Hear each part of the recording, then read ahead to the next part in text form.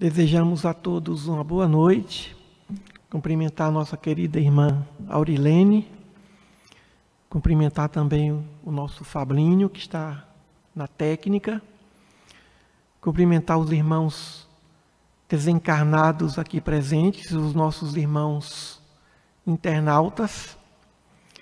E vamos, a partir de hoje, fazer uns estudos a respeito das parábolas. De parábolas que não comentamos aqui em outras reuniões. Por exemplo, essa parábola do juiz iníquo. Geralmente nós comentamos muito sobre a parábola do bom samaritano, parábola do semeador, e por aí vai. Mas existem parábolas que são pouco conhecidas, mas que são fundamentais para nós fazermos algumas reflexões. Jesus se utilizou das parábolas para explicar temas complexos, fazendo comparações com o dia a dia, com o cotidiano das pessoas, das culturas daqueles lugares. Então, o que é um juiz? Um juiz é um magistrado, alguém que julga. Iníquo seria um juiz que não era justo, que não praticava a justiça.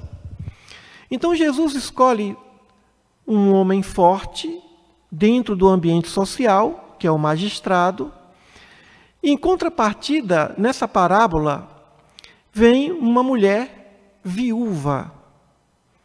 Nós sabemos que no contexto social, a figura feminina ainda é fragilizada, quanto mais há 2000 anos. E uma mulher viúva. Então vejamos, ali se encontrava uma mulher que constantemente cobrava ao juiz que ele falasse ao processo. Uma mulher que estava reclamando justiça diante do seu adversário.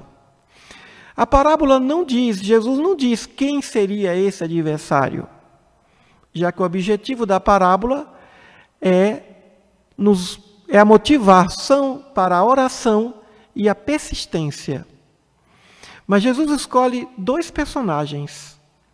Ele escolhe uma mulher viúva, demonstrando a fragilidade da mulher em sua viuvez, e de um magistrado, ou seja, de um homem forte. Embora nós não saibamos quem estava do outro lado, podemos fazer ou levantar algumas hipóteses. Deveria ser do outro lado um outro homem. E a causa não deveria ser na área penal, mas seria uma causa na área civil, ou na área do direito civil. Portanto, essa mulher deveria estar reclamando algum tipo de justiça vinculada a uma questão material. Ou seja, essa mulher estava sendo vítima de algum tipo de prejuízo material que feria os seus direitos contra alguma figura masculina. Por que imaginamos que seria uma figura masculina? Claro que se trata de uma parábola, é uma história, é uma ficção, mas muitos casos existem assim. Até hoje, as mulheres viúvas sofrem diante de negociações, diante de processos sucessórios, de heranças. Então, é um ponto vulnerável na sociedade, a viuvez, tanto masculina e principalmente a feminina. Então, aquela mulher deveria, se nós considerarmos isso como uma realidade, já que se trata de uma parábola, a realidade de uma mulher que sofria a perda de algum bem material devido a uma injustiça, e ela pede justiça. Ela não pede que o juiz profira uma sentença em favor dela, mas que faça a justiça. E claro que a justiça estava do lado dela. E por que essa mulher pedia? Por que não um advogado? Já que o advogado, naquele tempo em Roma, tinha ali o advogado, o direito de ir atrás dos interesses dos seus clientes. E Jesus conhecia isso, mas a mulher que estava ali, provavelmente o advogado dela dizia, vamos esperar o juiz, vamos esperar o momento, né? Mas ela estava querendo a justiça. E parecia que o juiz tinha uma característica de ser um homem que não era de fé, não devia ser uma pessoa religiosa, porque não temia a Deus e não respeitava os homens. Ou seja, era um juiz que não era justo. Provavelmente, alguém que se utilizava do cargo e que não tinha e que não conhecia a respeito das responsabilidades morais em relação ao cargo que ocupa. A decisão de um juiz não influencia apenas um caso. A decisão de um juiz, de um magistrado, influencia um caso, uma família, uma sociedade, uma cidade, uma geração, e poderíamos dizer muitas gerações. Porque a partir do momento que a decisão do magistrado é justa, a sociedade passa a acreditar no sistema judiciário, passa a acreditar na justiça. Quando a decisão de um magistrado é injusta, essa injustiça, ela se espraia, ela contamina, e a sociedade passa a não acreditar na justiça e os homens e mulheres daquela cidade passam a desejar praticar justiça com as próprias mãos. Quando não se acredita na justiça, o indivíduo pensa o quê? Então eu vou praticar justiça em nome do Estado. E quando não se acredita na justiça divina, aí que ele vai buscar a vingança. Bem, não há justiça, nem humana e nem divina, então eu vou ser a espada da justiça. Eu vou me vingar do meu agressor, daquele que causou dano material ou que causou dano moral a mim ou a minha família, ao meu ente querido. Então Jesus coloca dois personagens. Um personagem de uma mulher que simboliza, uma mulher viúva, que simboliza a fragilidade social, e a figura de um homem forte, que simboliza a força do Estado, mas moralmente degradante. Então a mulher persistiu, e o magistrado protelava, não queria julgar o processo.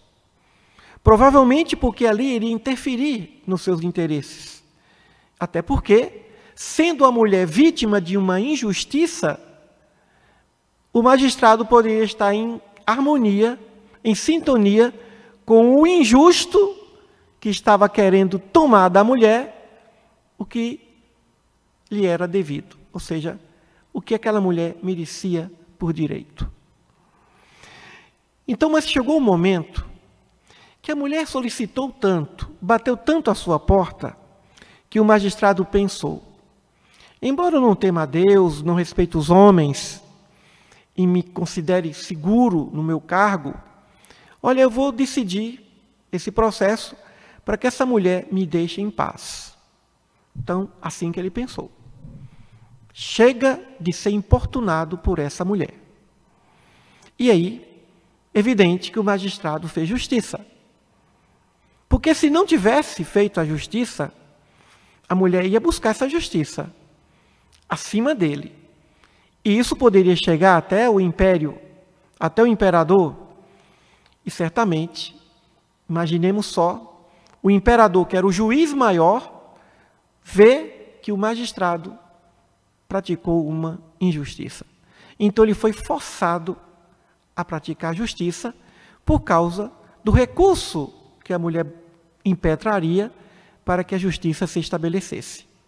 É para isso que existem os tribunais. Somente um tribunal pode reformar a sentença de um juiz. E acima desse tribunal, um tribunal superior, para verificar se aquele tribunal regional foi justo ou não diante daquele caso concreto, diante daquela demanda. Então o juiz se sentiu importunado, ele se sentiu desconfortado. Ou seja, eu vou ter que julgar isso, para me livrar dessa mulher. Com isso, Jesus demonstra o poder da oração persistente, o poder da oração, da solicitação e o poder da persistência. A persistência. A oração persistente faz até mesmo Deus mudar de ideia. Quanto mais um juiz. Até mesmo o nosso Pai, que nos ama tanto, diante das nossas orações persistentes, Ele pode modificar um plano em relação a nós. Por exemplo, o rei Ezequias. O rei Ezequias, ele recebeu um aviso do profeta Isaías que lhe disse: diz o Senhor, organiza a tua casa porque tu vais morrer. O rei Ezequias estava doente, enfermo. E diante da visita do profeta Isaías e daquele recado, o rei Ezequias ficou aflito, desesperado. Senhor, eu não quero morrer. E começou sucessivas orações, conversando com Deus, pedindo para que ele permanecesse mais um pouco. Com tanta insistência, o Senhor mudou de ideia. E o profeta Isaías voltou e disse: o Senhor ouviu suas preces. E Ele vai te dar mais 15 anos. Segundo a Bíblia, o profeta Isaías levou para o homem uma esperança. 15 anos para ele organizar a sua casa, 15 anos para ele organizar mais o reino, o que não aconteceu. O rei Ezequias estava sofrendo de úlcera, segundo a Bíblia. E nos dias de hoje seria mais ou menos um câncer. Naquele tempo não se falava em câncer, mas em úlcera. Então a úlcera do profeta, do rei Ezequias, seria um câncer. Ou seja, ele estava realmente fadado ao desencarne. E ele teve mais 15 anos. O Ezequias era um homem bom, gentil, justo. Mas ele praticou um ato, depois disso, de ingenuidade. Poderíamos dizer de imprudência. Mostrou os tesouros do seu reino ao inimigo, que se aproveitou disso para depois tirar vantagem e invadir o seu reino. No tempo de Nabucodonosor II. Ou seja, mais outra lição, a questão da prudência. Será que Deus não sabia que ele poderia fazer isso? Sabia. O Pai sempre vê 1000 lances na frente. E nós mal enxergamos um lance na frente. Somos tão imediatistas que não percebemos que muitas vezes o que nós pedimos não vai ser o justo e nem o agradável a Deus. Como diz na Bíblia também, certos fatos vêm da bondade, da justiça, daquilo que Deus acha que é bom, justo e agradável. Claro que a perda de um ente querido não é agradável para ninguém. Mas para Deus, que vê muito além, é agradável. Porque Ele sabe o que é realmente melhor para nós. E isso nos dá uma resignação. Isso nos dá uma renovação de fé e de esperança. Então, até Deus pode mudar de ideia, pode modificar seus planos diante da oração persistente, bem intencionada, fervorosa, quanto mais os seres humanos, quanto mais uma sociedade. Se o próprio Pai muda diante da oração, o que não podemos fazer com a oração? Não há nada impossível diante da oração. Então Jesus quer demonstrar com essa parábola o poder da persistência. Da persistência em oração. Persistir em oração. Porque não basta só a persistência sem oração.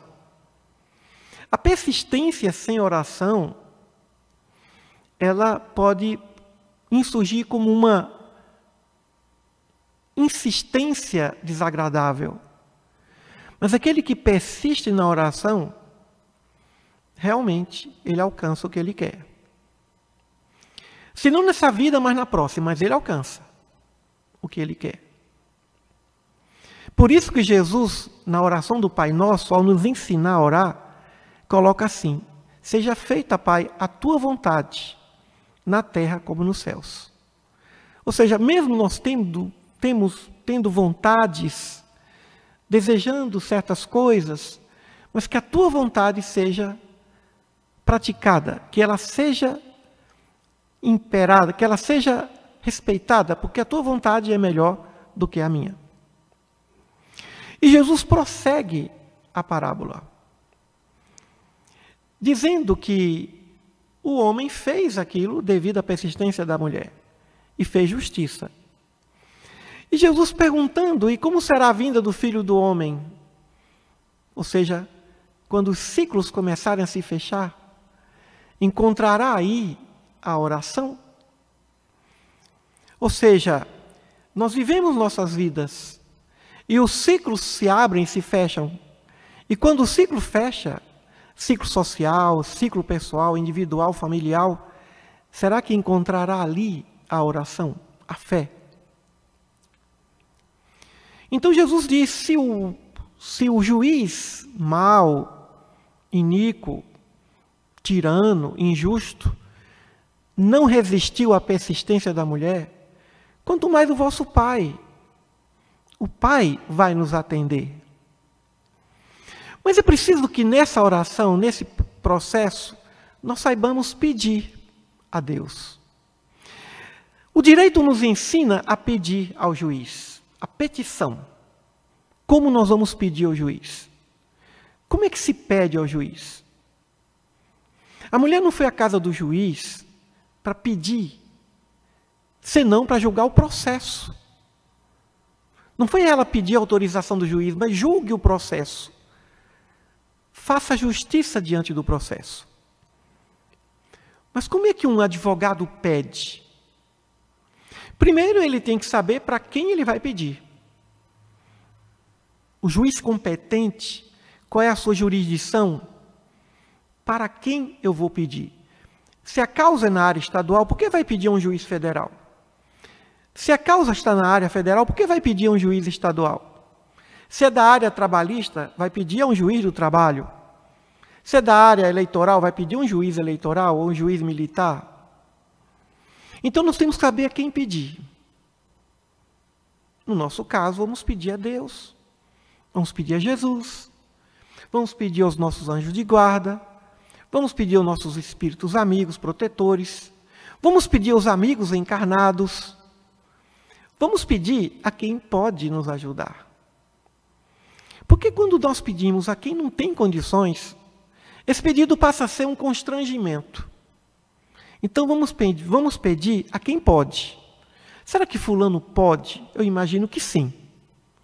E como é que se chega ao pedido? Como é que o advogado faz?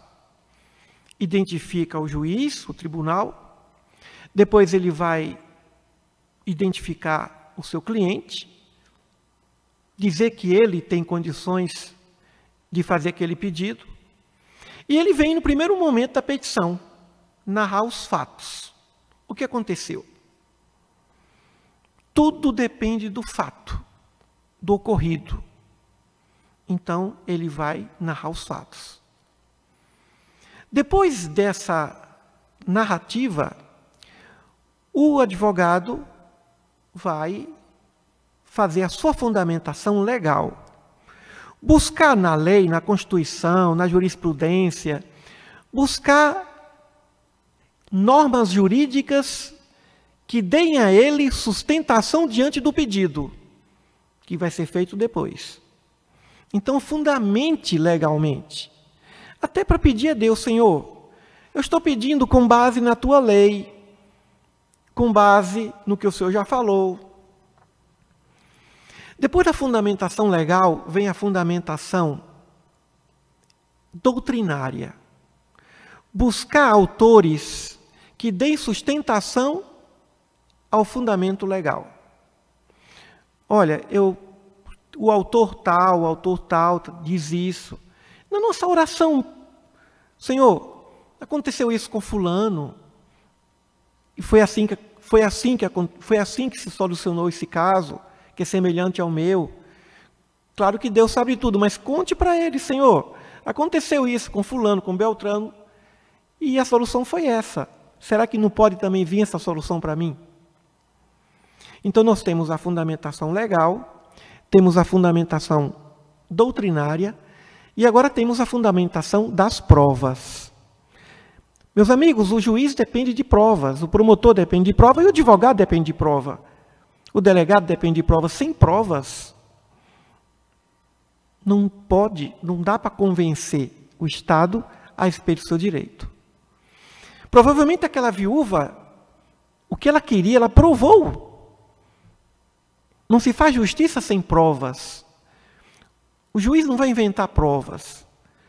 Ela colocou no processo provas de que ela tinha direito, de que a justiça estava do lado dela. Ela provou. Provas cabais, que não se contesta. Então, se tiver mais de uma prova, mais de uma prova. Provas de potencial menor, de mau potencial. Ou seja, as provas que podem demonstrar que o indivíduo tem direito. Depois vem a fundamentação social, seu juiz. Além de tudo isso, o senhor deferindo o meu pedido, isso vai repercutir. Vai ser bom para a sociedade, para que a sociedade acredite na justiça. Então, muitas vezes o juiz pode até passar por cima da lei para fazer justiça social. Porque o direito é uma ciência social aplicada. O direito está a serviço do social. Não é o social que está a serviço do direito. O direito é uma ciência que existe para prestar serviço à sociedade. No caso, ao ser humano. Então, os benefícios sociais da sentença. É muito importante que isso aconteça. E aqui eu quero fazer uma homenagem ao ministro Marco Aurélio Melo, do Supremo Tribunal Federal. É um juiz, é um magistrado que eu admiro. Quando ele pega um processo, ele não busca a lei para saber qual é o embasamento para proferir sua sentença. Primeiro, ele quer conhecer o processo. Ele já disse isso em suas entrevistas. Ele primeiro toma consciência do processo. Depois ele faz um julgamento pessoal, o seu convencimento. Ele busca no tribunal da consciência quem tem direito e quem não tem direito. Onde está o direito? Ele busca a consciência. E depois, com a fundamentação do seu livre convencimento, ele vai buscar a norma jurídica que vai sustentar a sua consciência. E nessa entrevista, o ministro Marco Aurélio diz que vai se aposentar agora. Ele diz: eu nunca fiquei sem dormir. Claro que algumas de suas sentenças, de seus relatos, de seus pareceres podem até contrariar ou serem impopulares, mas ele faz de acordo com a sua consciência. E aí ele busca a base constitucional.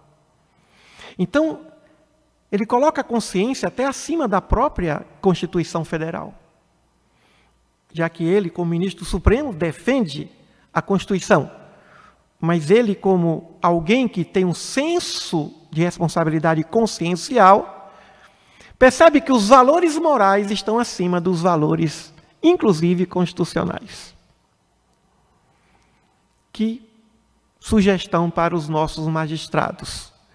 E não só para os nossos magistrados, mas para os nossos procuradores do Ministério Público, os nossos advogados, buscar o justo valor, o direito justo daquilo. E, evidente, buscar fundamentação legal, fundamentação doutrinária, ou fazer jurisprudência diante daquilo. A lei diz uma coisa, mas será que isso é justo? Uma mulher viúva, por exemplo, estamos falando de uma mulher viúva. Mulher viúva com vários filhos, com problemas, e que não paga o aluguel há 1 ano. Desempregada, uma crise, os filhos menores, sem ninguém para ajudar. A lei manda despejar. Despejo. Mas a justiça manda esperar mais um pouco. Amparar essa família. A lei manda uma coisa e o bom senso manda outra coisa. O princípio da equidade, fundamento do direito alternativo. Então, fundamentação social significa buscar proferir uma sentença que possa ajustar o direito, o Estado, com os interesses básicos das necessidades sociais. Muito bem. Depois dessa fundamentação, aí vem o pedido. Pede. Pede a Deus, peça a Deus. Pede, faça o seu pedido. Mas sempre deixando um pouco para que o juiz também tenha um pouco de autonomia. O que se chama de pedido alternativo. E aí, conclui a petição, dando lá o valor da causa e pede o deferimento, pode arrolar testemunhas e a petição está pronta. Essa fundamentação social, infelizmente, nos dias de hoje, ela não é bem... Ela está um pouco ignorada por essa geração. Mas ela é necessária. Não podemos colocar o direito num pedestal, ignorando os sofrimentos atrozes que assolam a nossa sociedade. Por isso que julgar não é fácil. A profissão de ser magistrado é a mais difícil que existe. E por isso que o magistrado ele terá de ter uma consciência moral desenvolvida para perceber coisas que às vezes o direito ainda não percebeu. Porque o direito está em constante movimento, em progresso, já evoluiu muito. Nosso direito de hoje é muito melhor do que o direito de 50 anos, de 100 anos atrás, quanto mais no tempo de Jesus. Ora, se os nossos juízes fazem justiça, quanto mais o nosso Pai Celeste. E como disse o nosso Mestre, se nós pedimos, nós que somos maus, pedimos aos nossos pais e eles nos oferecem, quando Jesus disse, qual é o pai que vai oferecer pedra ao filho que lhe pede pão? Qual é o pai que vai oferecer escorpião, cobra venenosa ao filho que lhe pede alimento, socorro, proteção? Então Jesus disse, se vós sendo maus ofereceis boas coisas aos vossos filhos, quanto mais o vosso Pai Celeste. Então é um momento de acreditarmos na oração. Pedirmos para os outros, pedirmos para aqueles que sofrem, para aqueles que vivem numa situação constrangedora. Não sejamos implacáveis diante das falhas humanas. Sejamos generosos, bondosos. Porque com a mesma medida que nós julgarmos, também nos julgarão. Jesus disse isso no Sermão da Montanha. Em alguns momentos nós podemos até agir como juiz implacável, juiz iníquo. Em outros momentos nós somos a viúva necessitada de justiça. O espírito frágil querendo de Deus a justiça. E muitas vezes achando que o tempo dele é muito moroso. E Jesus fala que Deus, o tempo dele, Deus age com habilidade no seu devido tempo. E com rapidez. Só que nós não percebemos isso, imaginamos que Deus tem que atender o pedido na hora que nós desejamos. Então vamos persistir na oração.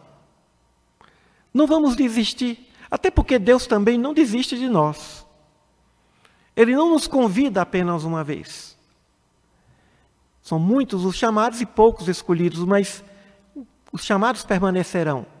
Ninguém ficará de fora da perfeição espiritual. Não há inferno eterno. Não há pena eterna. Os convites de Deus são eternos também, como nós espíritos.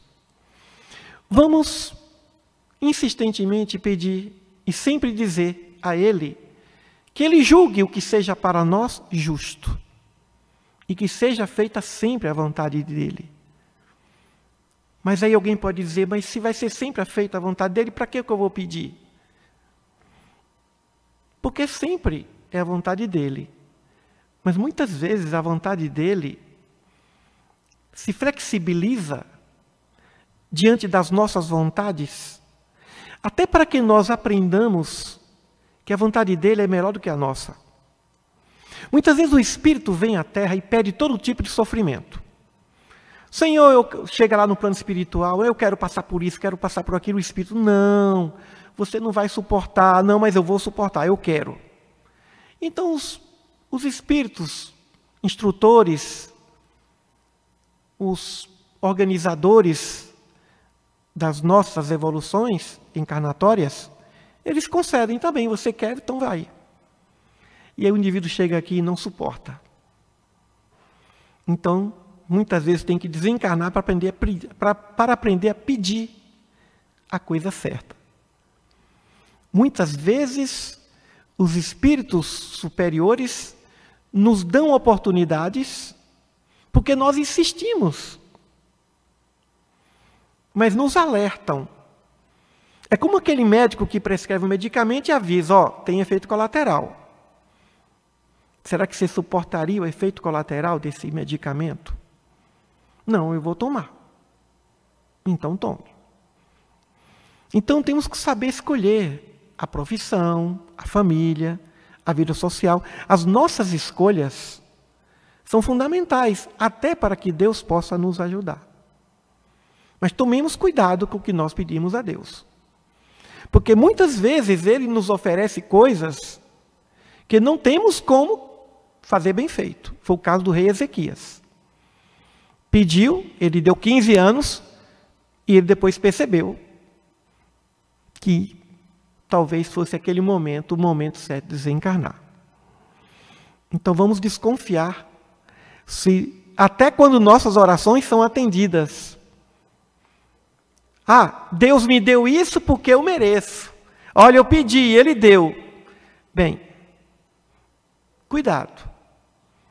Porque nem sempre aquilo que Deus nos dá é o que nós merecemos. Mas é o que nós necessitamos para aprender, inclusive a pedir a Ele. Muita paz a todos. Que Ele, o nosso Pai Celeste, amável, incomparável, incomensurável, agradável para todos nós, esteja em nossas vidas agora e sempre.